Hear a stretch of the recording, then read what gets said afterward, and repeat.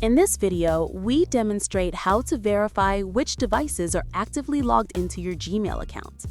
If you suspect unauthorized access, you can review all active sessions. Begin by opening the Gmail app. Tap your profile picture in the upper right corner, then choose Manage your Google account. Next, navigate to the Security tab by scrolling across the top menu.